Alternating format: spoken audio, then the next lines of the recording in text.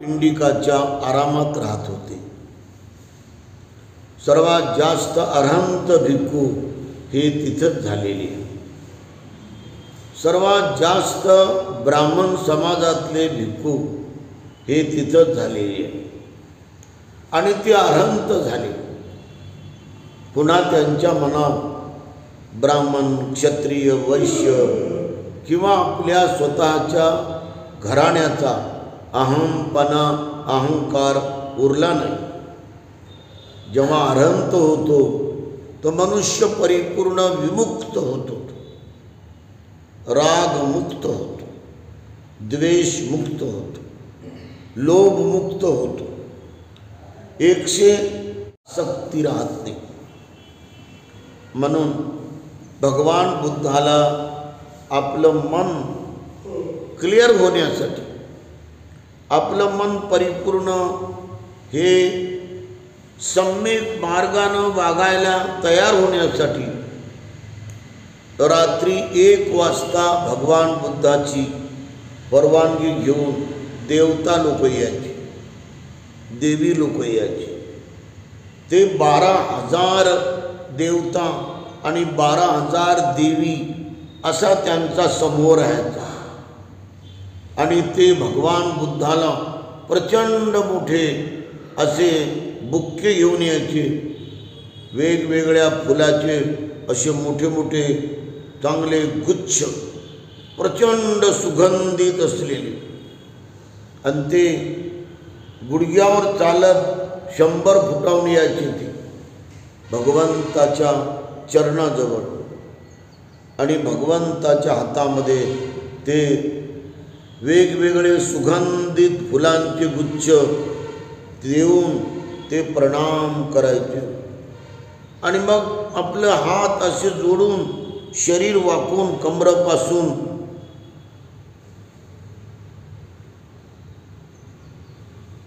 वाकत वाकत ते आपल्या जागेवर जाऊन बसायचे. तेव्हा काही काही देवता लोक भगवंताला अतिशय गंभीर प्रश्न विचारायचे. त्या गंभीर प्रश्नामध्ये फार खोल आणि खोल ज्ञान असायचं. तर एका देवतेनं भगवंताला प्रश्न विचारला, अंतो जटा बहि जटा जटाय जटितापजं तं तं गोतं पुच्छामि.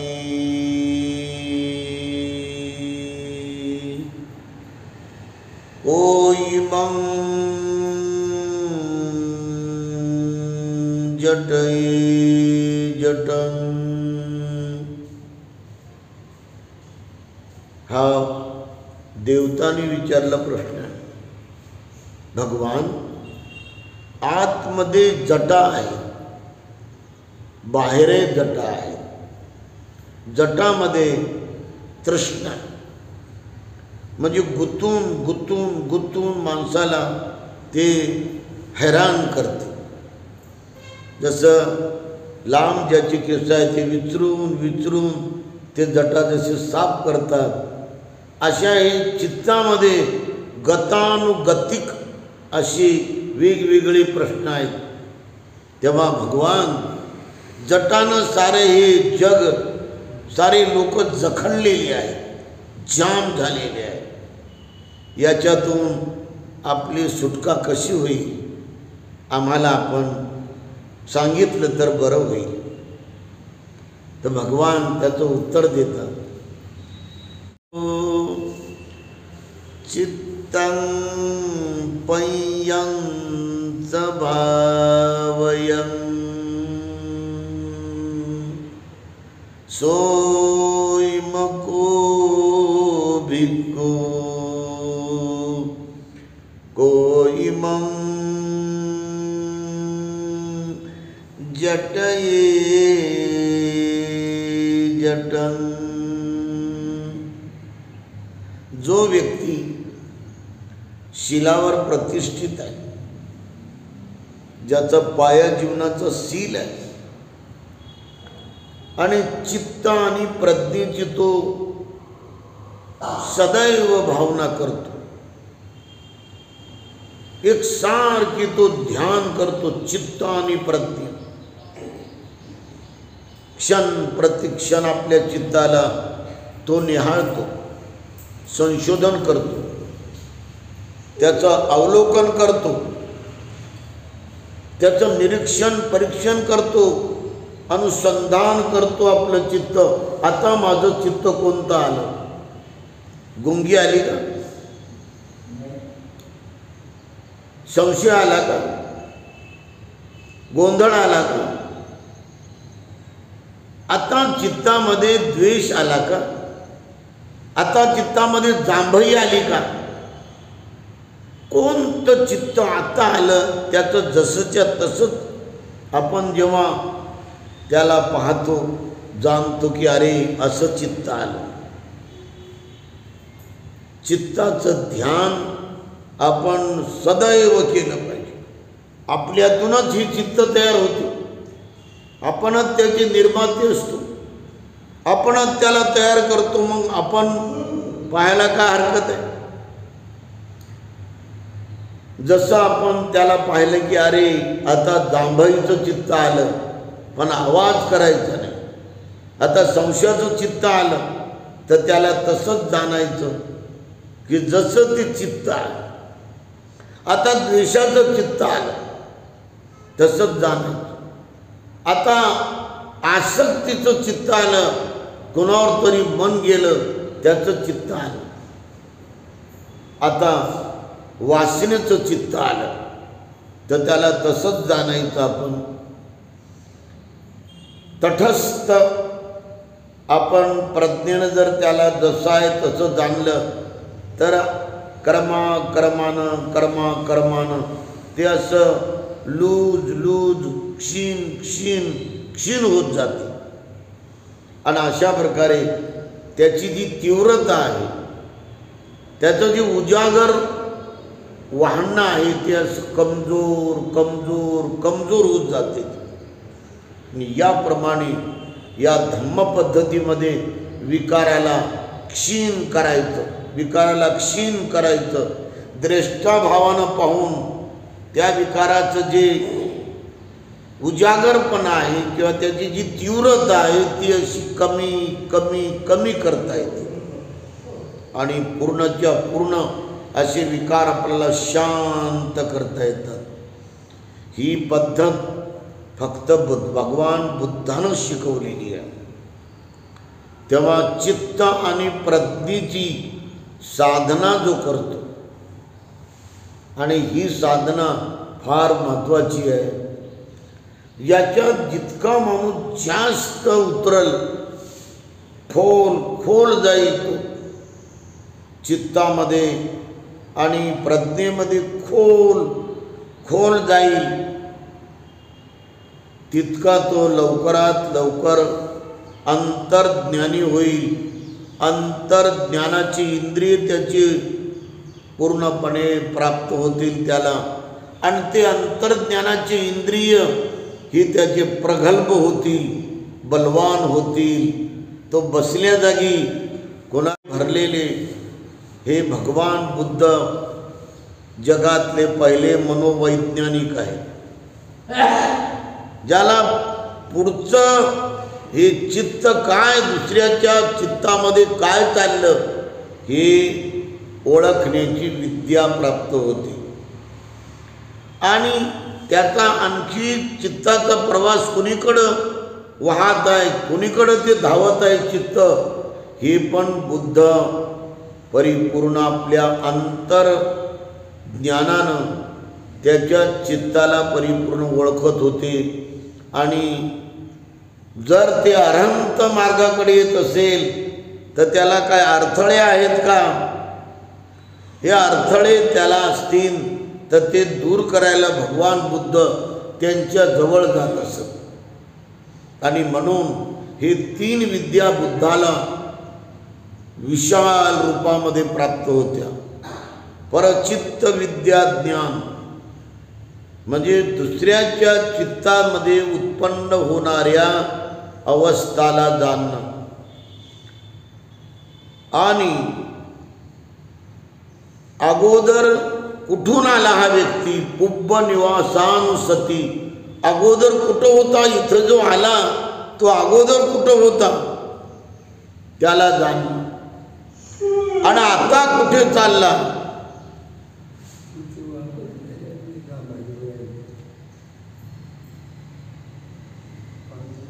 पुब्ब निवासानुसती म्हणजे अगोदर तो कुठून इथं आला आणि आता कुठून इथून कुठे चालला तो, या तिन्ही काळाचं ज्ञान भगवान बुद्धाला फक्त प्राप्त होतं. आणि म्हणून भगवान बुद्ध हे जगातले पहिले स्थितप्रज्ञ आहेत, महाप्रज्ञावंत आहेत, जे जरा सुद्धा कशानं विचलित होत नाही.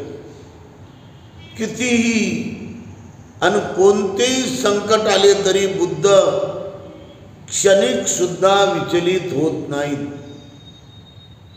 म्हणून मंगलामध्ये उत्तम मंगल सांगलेलं आहे.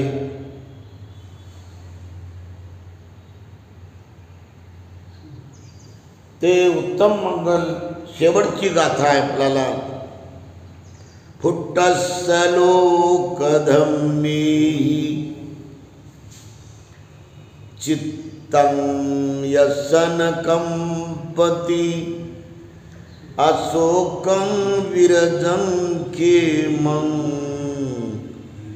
एतं मंगलमोत्तमम्.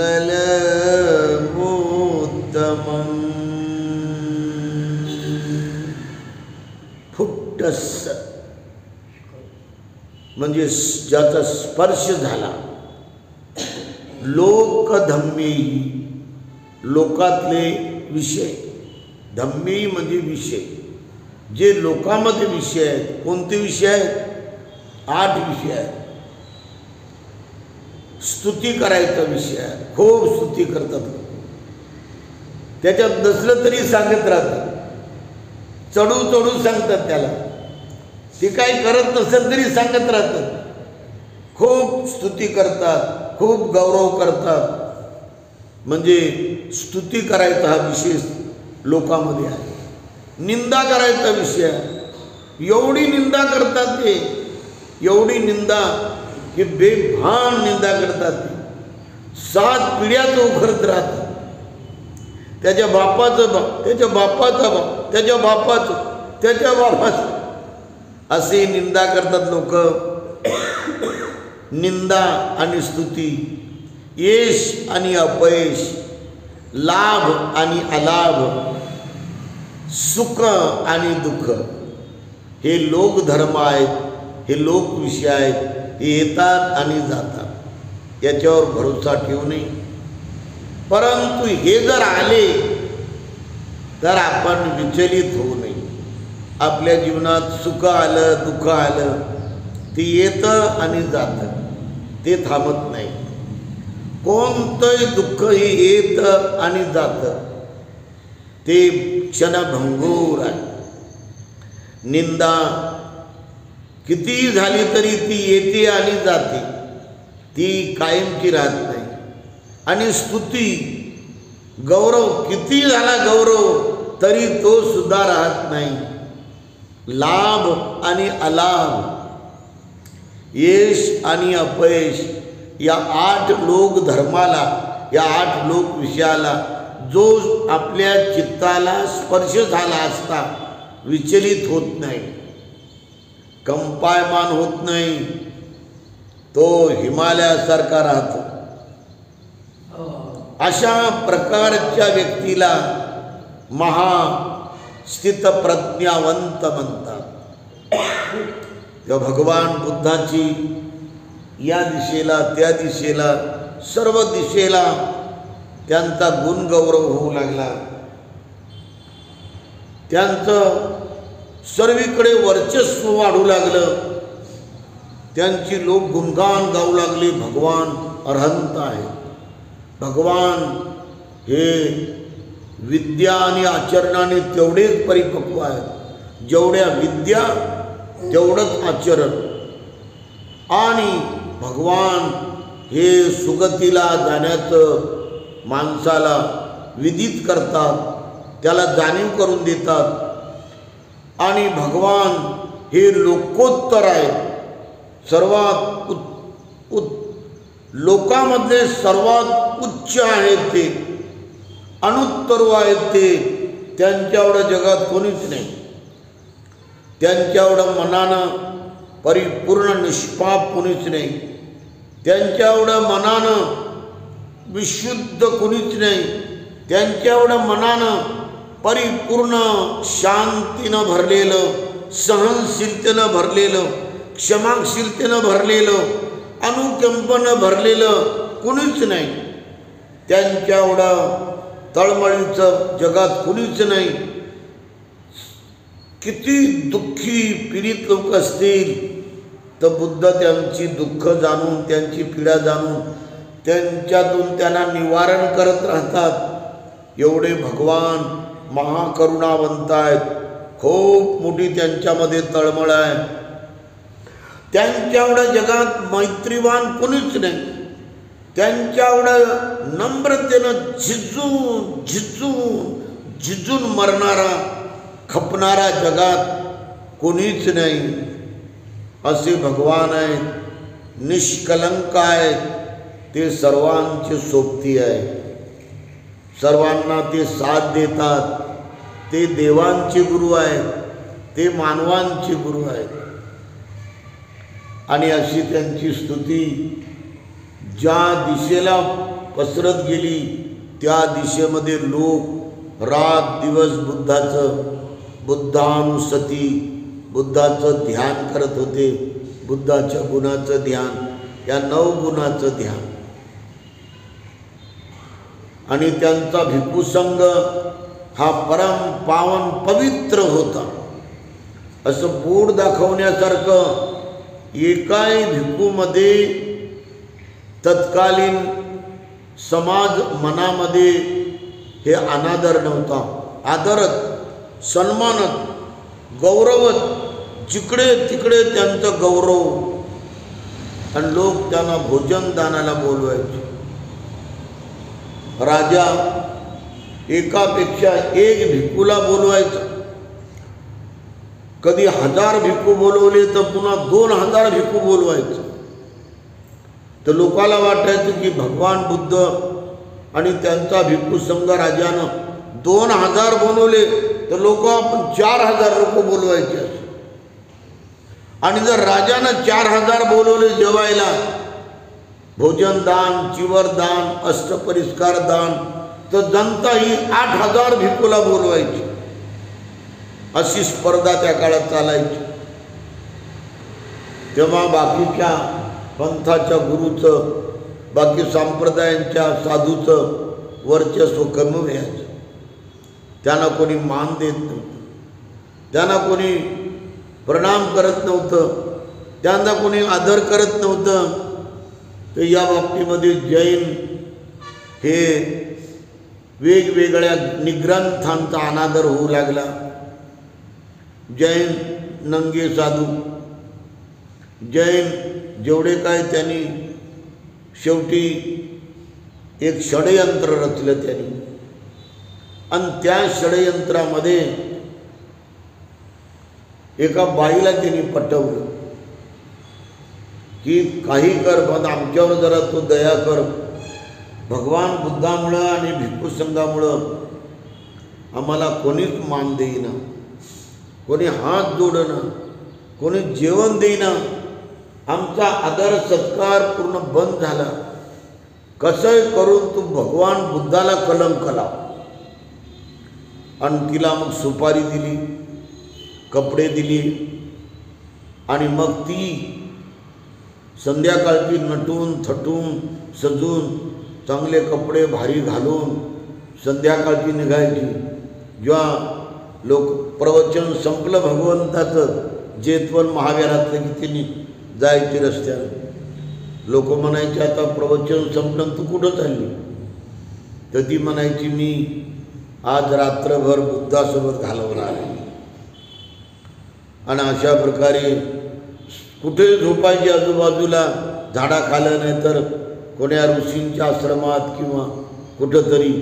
आणि सकाळी अस्ताव्यस्त केस, अस्ताव्यस्त कपडे करून असं ती सकाळी ती लोक सकाळी भगवंताच्या दर्शनाला जायचे आणि ती परत यायची. अशी लोक म्हणायची, तू रात्रभर कुठं होती? हे अवतार तुझा, या अस्ताव्यस्त कपडे, हे केस. तर ती म्हणायची, मी रात्रभर बुद्धासोबत घालवली. असं तिने वातावरण तयार केलं. 1 महिना, 2 महिने, 3 महिने आणि जवळजवळ 7 महिने वातावरण तयार केलं. आणि त्यानंतर तिने प्लॅन केला की आज भगवान बुद्धाची धम्मदेशना मोठ्या प्रमाणात जेतवनात होणार आहे. हे प्रचंड लोक आले. राजे महाराजे बसले, या बाजूनं राण्या बसल्या, या बाजूनं भिक्खू बसले, या बाजूनं भिक्खुनी बसल्या. आणि हे जनता एवढी मोठ्या प्रमाणात आली. आणि मग ती बाई तयारीमध्ये आली होती. आणि तिनं पोट असं बराबर 7 महिन्याचं पोट दाखवलं तिने, असं साडी नेसून. आणि एक हात असा कमरेवर ठेवून भगवंताला म्हणते, भगवान म्हणते. आपली गोड आणि मधुर वाणी ऐकून सारे लोक मंत्रमुग्न झाले. भगवान 4 कथा सांगत होते. शांती कथा, सत्य कथा, शील कथा आणि सग्ग कथा. सग्ग म्हणजे स्वर्ग, आणि स्वर्गाचा खरा अर्थ आहे श्रेष्ठ अवस्था. एवढे लोक शांत झाले होते. आणि ही म्हणत होती, भगवान एवढी गोडवाणी, एवढी मधुरवाणी कोणाला मिळणार आहे? परंतु भगवान आपल्यामुळं हे माझ्या पोटात जे वाढलेलं बाळ आहे, हे आपलं बाळ आहे, याची काही सोय करा ना आपण.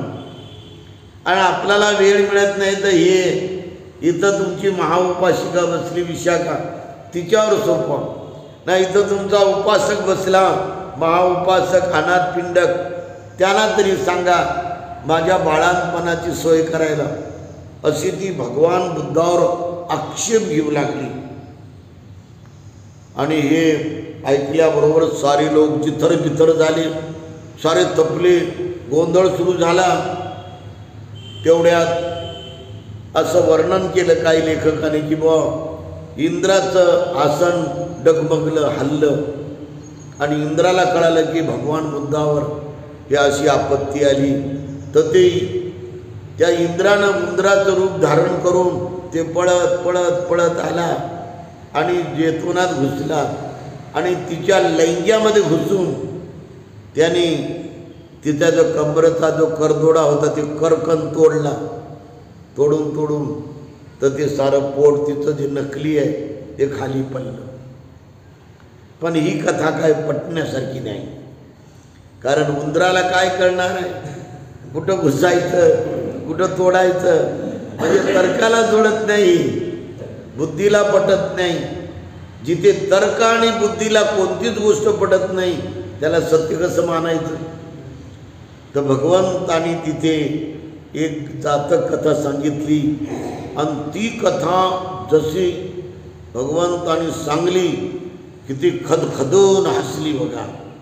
आणि हसल्यामुळं काय होतं की पोटाची हवा कमी जास्त होती. तर हवा पुढं गेली, मागं आली, तर सटकन ती दोरी जी होती सटकन सुटली ती. आणि तिनं जे नकली पोट बनवलं होतं, 2 फळ्यावर चिंध्या बांधून असं पोट फुगवलं होतं, एकदम खाली तिच्या पायावर पडलं. सारे लोक चिल्ले, म्हणे धरायला धरा. आपल्या भगवान बुद्धाची बदनामी करते. जे लोक तिला चोपू लागले, जे हाणू लागले तिला, बडवून तिला चोपून काढलं. भगवान बुद्धाने सर्वांना रोखलं, पण लोक काय ऐकत नव्हते.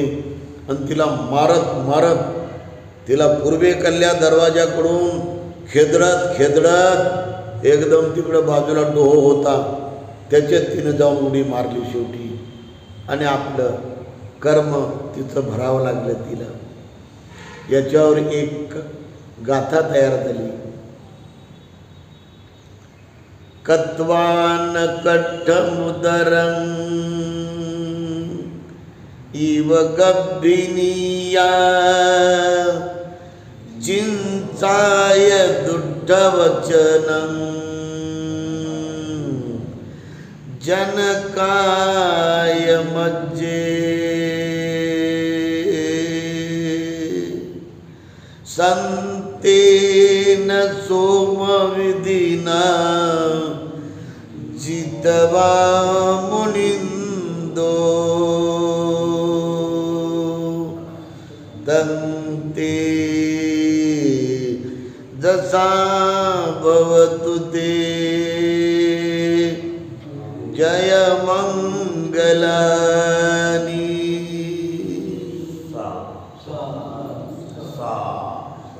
चिंचा नावाच्या स्त्रीनी भगवान बुद्धावर आक्षेप, त्यांची बदनामी करायला आरोप लावला. परंतु चिंचाय दुष्टवचन, दृष्टवचन चिंचा स्त्रीचं, या वचनाने सर्व भागामध्ये चर्चा झाली जेतवन महाविहारात. परंतु संतेन सोमविधीनं, बुद्धाच्या शांती बलाने, बुद्धाने संतेन म्हणजे शांती बलाने या प्रसंगाला जिंकलं. या बुद्धाच्या बलाने सर्वांचं मंगल हो, सर्वांचं मंगल हो.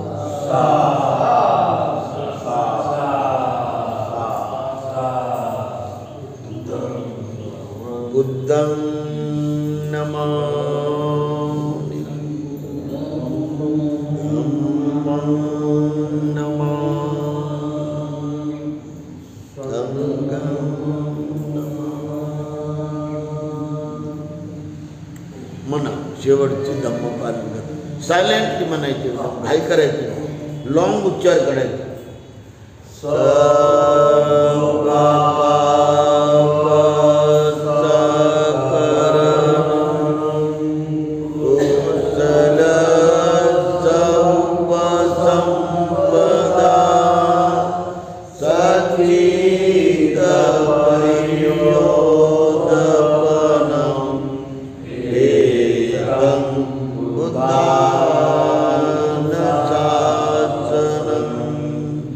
Dhamma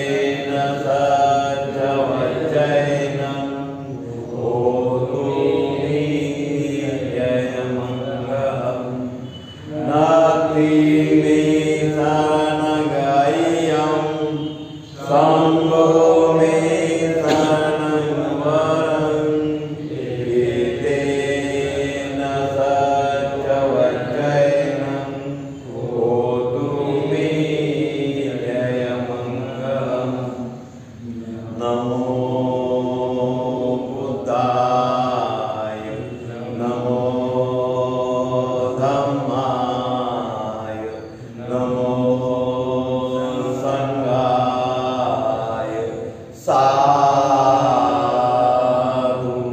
साधु